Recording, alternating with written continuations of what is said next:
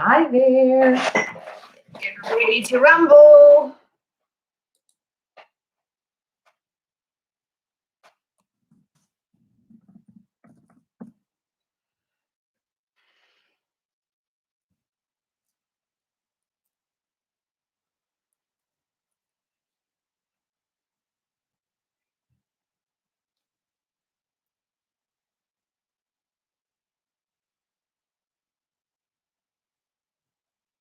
Hi there. Okay, we're just waiting for our Facebook friends and our Instagram friends to join me, and then I'm going to get started on today's talk.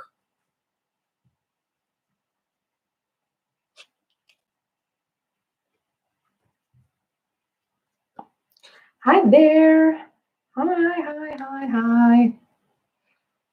Okay, so today I'm going to be talking about something very particular. So I've been spending the week going over how we can get talking about general topics, but also in the same breath, these very topics are the ones that are extremely useful for you to know very well if you're taking IELTS, and because they become part of speaking part 1. And so over the course of the week, I've been looking at talking about work, talking about study. Yesterday, we dealt with our hometown, the differences between hometown, home and where we live, and talking about it. And today, I was going to do a talk on how to speak about our childhood. However, it sort of dawned on me that not everybody, thinking about it, not everybody has had an idyllic childhood. And either they don't have much to say about it, or they prefer not to talk about it. So in this talk, I'm focusing more on how to navigate and answer a difficult question. Now, I'm not talking about a question like, I don't know, what one's thoughts are on space travel. No, they're not technical questions at all, but they are personally difficult questions. Unfortunately, we need to learn to answer these questions as well, or fortunately. Well, either way, we need to learn to answer these questions. We can't just brush people off or say no. If we do so in our general English, we risk not making connections with other people. If we do it while we are taking the IELTS examination, you're not going to get graded. So what can we do to answer these personally difficult questions? So the first thing I want you to do is to think about how you would deal with it in your own language. That usually helps as well. You want to try and mimic that as well. Hi guys, thank you for joining. You don't just clam up and say nothing. Probably not. I don't think that's what you would do. Most people don't, at least. So here are some of those. Well, some. I've picked 4 of the most common questions that students struggle to talk about because either they can't speak about it. Hello, Rodrigo. Hi, Anna. Either they can't speak about it or they don't have anything to say about it. So the first one that obviously comes to mind is related to what I was going to talk about today, and that is childhood. What is the best thing about your childhood? Now, let's say it was not an idyllic childhood. How could you answer that? Here is a typical answer example for you to analyze. Actually, for me, it was rather a difficult period for a number of reasons, but I hang on to the good memories so that I can offer better to my children in the future. Okay, let me repeat that. What was the best thing about your childhood? Well, actually, for me, it was a difficult period in my life for a number of reasons. But I hang on to the good memories so that I can offer better to my children and possibly be more present. So this is one way that you can answer that difficult question. It's if you really think about it, how many people do you know who have had a difficult childhood? And if this question comes up, how could you answer it? All right, not everyone has had idyllic childhoods. All right. Hi there. Hi, Rodrigo.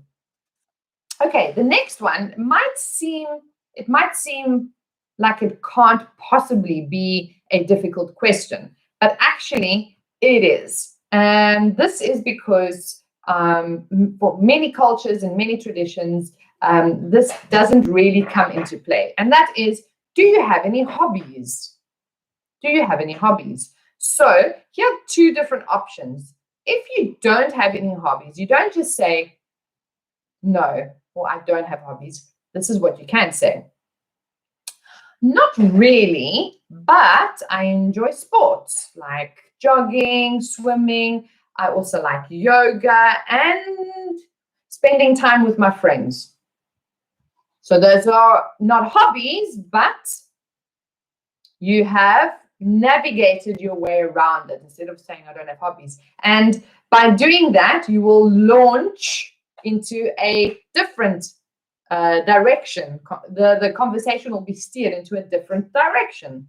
So instead of talking about hobbies, you'll be talking more about sport or maybe hanging out with friends.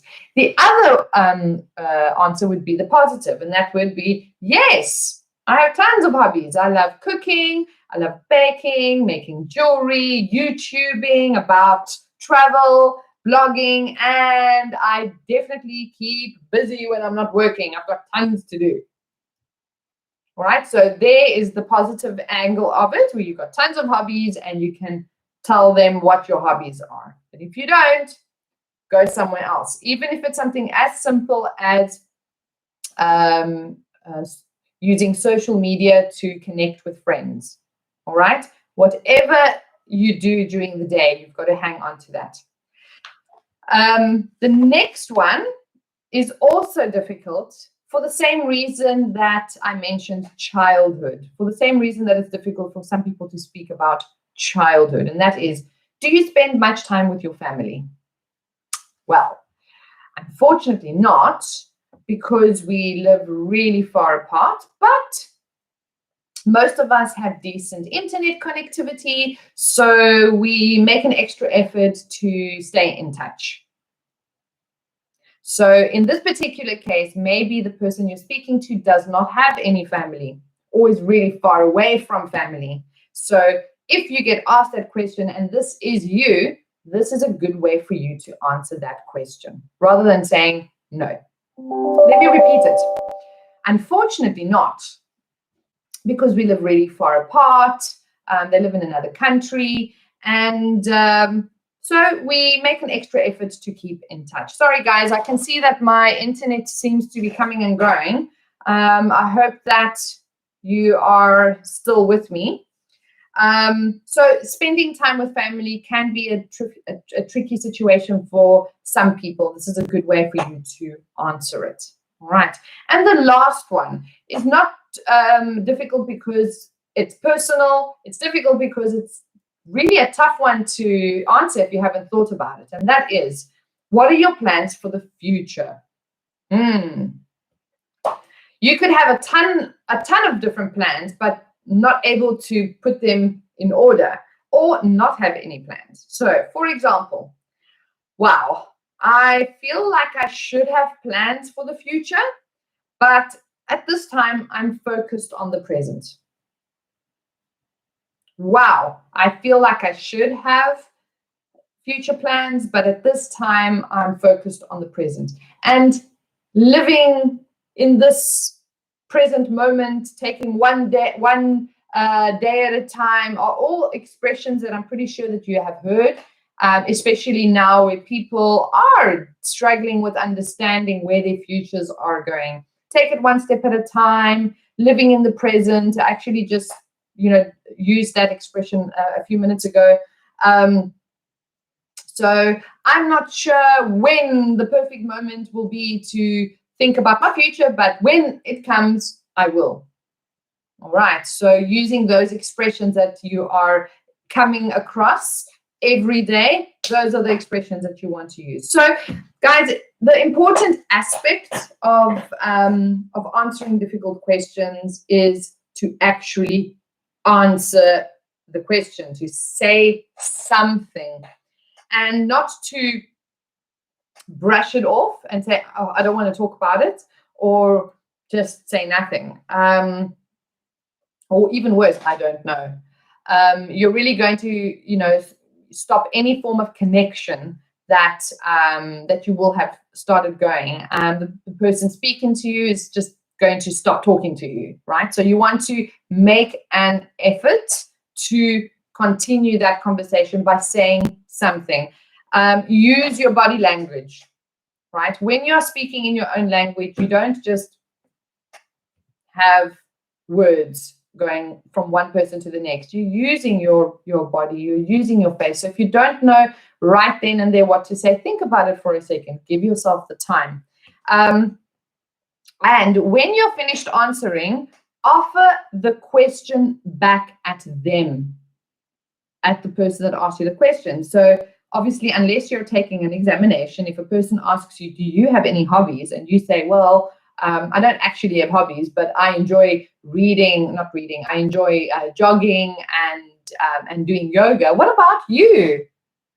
So you could also use the momentum to bring the question over to the person again. And that's how a conversation can get started.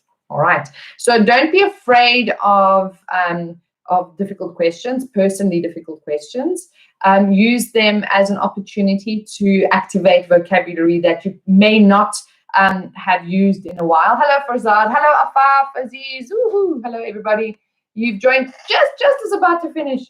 So difficult questions, whether they are personally difficult questions or socially difficult questions, use those as launch pads to get into conversation. Guys, how do you do this?